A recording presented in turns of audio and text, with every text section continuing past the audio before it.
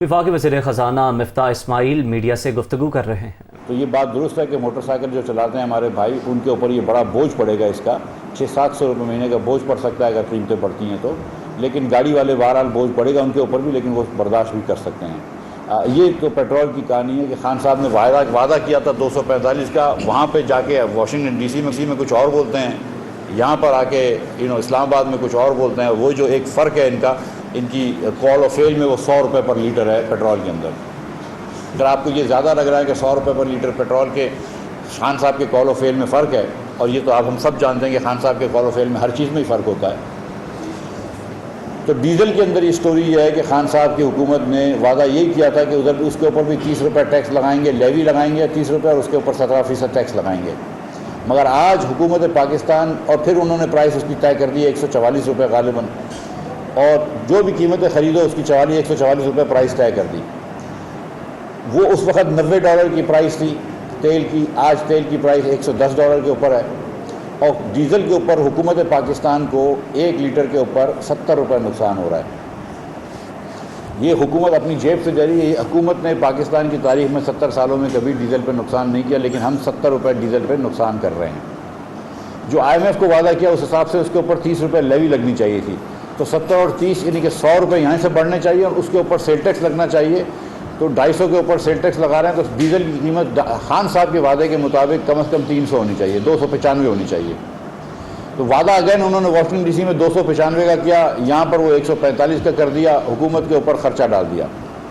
اب یہ بات سنیں کہ حکومت کے پاس کہاں سے پیسے آتے ہیں۔ حکومت کیا ہے؟ فرسٹ آف آل حکومت تو ہم سب کا کمبینیشن ہے، میں بھی حکومت ہوں، آپ بھی حکومت ہے، ہم سب کو مل کر، یعنی کہ جو بوجھ ڈالا ہے وہ پاکستان کے عوام کے اوپر ہی ڈالا ہے۔ جب پیٹرول کی قیمت بڑھتی ہے یا ڈیزل کی قیمت بڑھتی ہے تو مفتاح اسماعیل کی جیب میں نہیں جاتی ہے، جبکہ الزام جا رہا کوئی بات نہیں، ہمیں آنا چاہیے، یا کم ہوتی ہے تو ہماری جیب سے نہیں جا رہا ہوتا، یہ حکومت پاکستان کا خرچہ ہوتا ہے، یہ عام پاکستانیوں کا خرچہ ہوتا ہے، ان کی جیب سے جا رہا ہوتا ہے یا ان کی جیب سے آ رہا ہوتا ہے۔ اور کیونکہ حکومت کے پاس پیسے نہیں ہوتے تو حکومت کو یہ قرض لینا پڑتا ہے مارکیٹوں سے۔ مئی کے مہینے کے اندر اس پرائس کو اگر ہم مینٹین کریں، اور ابھی تک کوئی فیصلہ نہیں ہوا ہے، اور نہ کوئی آج کی تاریخ میں کچھ دنوں میں کوئی متوقع ہے، لیکن میں ایک بات، کیونکہ میں کراچی میں تھا تو میں نے کہا کہ کراچی میں ہمارے بھائیوں کو میں سمجھاتا چلوں، پھر انشاءاللہ اسلام آباد میں بھی بات موقع ملے گا تو کروں گا وہاں پہ بھی، کہ جو اس مہینے کے اندر جو حجم ہے نقصان کا، حکومت پاکستان کی جیب سے جو پیسے جائیں گے وہ 102 ارب روپیہ ہے، 102 ارب روپیہ۔ اب کہنا بڑا آسان ہے 102 ارب روپیہ، لیکن 102 ارب کتنا ہوتا ہے میں آپ کو یہ بتا دوں، پر منتھ 102 ارب روپیہ ایک مہینے کا حجم ہے، جو نقصان کا وہ 102 ارب روپے ہے جی۔ 102 ارب روپے اتنے ہوتے ہیں کہ پوری حکومت چلانے کی، جو سویلین گورنمنٹ چلانے کا جو خرچہ ہے مہینے کا، وہ تقریباً 45 ارب روپیہ ہے۔ 45 ارب روپیہ حکومت چلانے کا خرچہ، پوری حکومت چلانے کا، ہر منسٹری چلانے کا، سب خرچے کا خرچہ سویلین گورنمنٹ چلانے کا، ساری کورٹس چلانے کا، جو اسکول کا نظام چلانے کا ہے، پولیس کا نظام چلانے کا ہے، سارا خرچہ جب آپ ملاتے ہیں تو وہ 45 ارب روپیہ مہینے کا ہوتا ہے، جو ہر سال اتفاق سے PI نقصان بھی کرتی ہے۔ وہ خرچہ جو 45 ارب روپے کا حکومت چلانے کا ہے، آج ہم 102 ارب روپیہ نقصان کر رہے ہیں صرف پیٹرول پہ، یعنی کہ ہم 2.25 حکومتوں جتنا ایڈیشنل خرچہ کر رہے ہیں۔ اب ایک ٹیکس آتا ہے، اور ایک ٹیکس میں ایک حکومت ہم سے چلتی نہیں ہے، اب ہم کہہ رہے ہیں کہ ادھر 3.5 حکومتیں چلاؤ اسی ٹیکس میں، تو یہ ہو نہیں سکتا۔ تو 106 ارب روپیہ یا 102 ارب روپیہ ہم کو مارکیٹ سے بورو کرنا پڑتا ہے۔ ہم مارکیٹ سے بورو کرنے جاتے ہیں تو اپنی مارکیٹ میں لیکویڈیٹی ٹائٹ ہو گئی ہے۔ اسٹیٹ بینک کے آٹونومی کے لاز کے تحت ہم اسٹیٹ بینک سے بورو نہیں کر سکتے۔ اگر میں اسٹیٹ بینک سے ڈائریکٹ بورو کرتا تو مجھے انٹرسٹ تو لگتا، وفاقی حکومت کو انٹرسٹ لگتا، لیکن اسٹیٹ بینک میں وہ انٹرسٹ آ جاتا۔ لیکن اس سے جب اسٹیٹ بینک ہم کو لینڈ کرتی ہے، اس کا مطلب ہے ہم پیسے چھاپ رہے ہیں، وہ پیسے چھاپ خرچ کو دے دیتی ہے۔ ایک اس طرح تشبیہ لے لیجیے، اس سے مہنگائی بڑھ جاتی ہے، کیونکہ آپ کے پاس چیزیں تو اتنی رہتی ہیں لیکن نوٹیں زیادہ ہو جاتی ہیں، تو زیادہ نوٹیں جب کم چیزوں کو جاری ہوتی ہیں تو اس سے مہنگائی بڑھ جاتی ہے۔ اگر اسٹیٹ بینک سے میں بورو کرتا ہوں، اگر اسٹیٹ بینک سے بورو نہیں کرتے اور دوسرے بینکنگ وغیرہ سیکٹر سے بورو کرتے ہیں تو وہاں پہ 3-4 چیزیں ہوتی ہیں۔ ایک تو انٹرسٹ ریٹ بڑھ جاتا ہے۔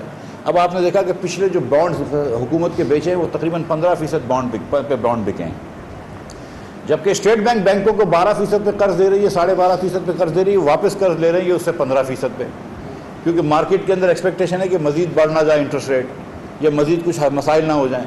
تو کیونکہ 106 ارب روپیہ اتنی زیادہ قیمت ہے کہ وہ اتنی زیادہ اماؤنٹ ہے کہ وہ مارکیٹ ہل جاتی ہیں.